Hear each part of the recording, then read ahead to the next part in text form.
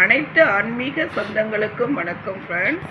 பாருங்கள், இந்த சமயபுரத்து மாரியம்மனோட அருளால் உங்களுக்கு எனக்கு ஒரு வாக்கு என்னென்னா, உங்களுக்கு கண்டிஷ்டி விலகுவதற்கு ஒரு எளிய பரிகாரத்தை சொல்லணுன்றது. பாருங்கள், இந்த எளிய பரிகாரன்றது உங்களுக்கு கண்டிஷ்டி, நீங்கள் நிறைய நகை நல்ல புடவை அணிஞ்சிட்டு வெளியில் போகிறீங்க. அப்போ உங்களை 4 பேர் பார்க்கும்போது அன்றைக்கி இவ்வளோ கஷ்டப்பட்டுட்டு இருந்தவ இன்றைக்கி இவ்வளோ நல்லா இருக்காளே, இந்த மாதிரி நம்ம என்றைக்கு வருவோன்னு உங்களை பார்த்து ஏங்குறாங்க இல்லையா, அதுவே உங்களுக்கு ஒரு கண்டிஷ்டியாக மாறும்.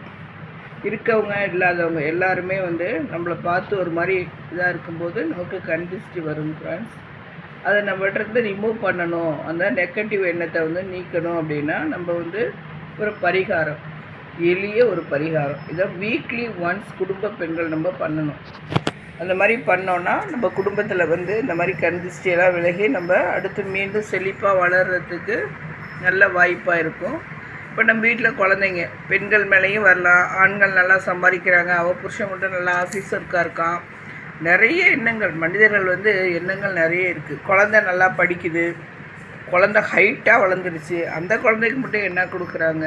இந்த மாதிரி பார்த்திங்கன்னா மக்களிடையே ஏகப்பட்ட குழப்பங்கள், பிரச்சனைகள், அது எல்லாமே நம்மளை தாக்கக்கூடாது, அந்த கெட்ட எண்ணங்கள் நம்மளை பாதிக்கக்கூடாது அப்படின்னா நம்ம ஒரு எளிய பரிகாரம் கண்டிப்பாக பண்ணியே ஆகணும் ஃப்ரெண்ட்ஸ்.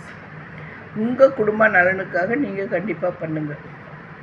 இது ஒன்றும் பெரிய விஷயம் இல்லை. ஒரு லெமனை வாங்கிக்கிங்க, அதை 2ஆக கட் பண்ணிக்கணும். 2ஆக கட் பண்ணிட்டு 7 மிளகு, கிராம்பு 7 கிராம்பு, மிளகுலேயும் பண்ணலாம், மிளகு பரிகாரமும் இருக்குது, கிராம்பு பரிகாரம் நான் சொல்லித்தரேன் உங்களுக்கு.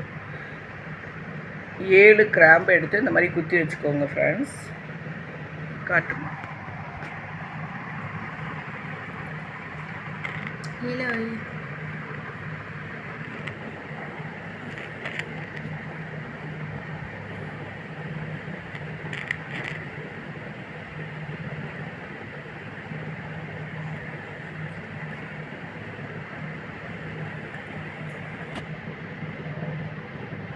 பழம் டைட்டாக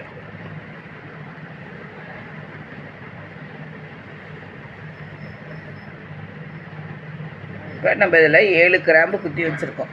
இதை என்ன பண்ணணும் அப்படின்னு பார்த்தீங்கன்னா, ஆன்டி கிளாக் வைஸ், அதாவது இடது கைப்புறமிருந்து வலது புறமாக 11 முறை சுற்றணும். நமக்கு நாமேயும் சுற்றிக்கலாம், அடுத்தவங்களுக்கும் சுற்றி போடலாம். அந்த மாதிரி சுற்றி போடும்போது நம்மளுடைய கண்டிஷ்டி விலகும். சுற்றி போட்ட பழத்தை என்ன செய்யறது அப்படின்னா, நம்ம சாம்பிராணி கருவியில் சாம்பிராணி இல்லை சரட்டை வச்சு எரிக்கிறோம் இல்லையா, அதோடு வச்சு நீங்கள் எரிச்சிருங்க. வெளியில் வச்சு எரிக்கணுங்க ஃப்ரெண்ட்ஸ். அது மாதிரி எரிக்கும்போது பழம் எரியாது, பட்டு கிராம்பு எரிஞ்சிடும். அப்போ நம்மளுடைய கண்டிஷ்டி விலகிடும்ன்றது ஐதீகம். கண்டிப்பாக இது உண்மைதான். பண்ணுங்கள், பலன் பெறுகள். வாழ்க வையகம், வாழ்க வளமுடன். Okay, thank you friends.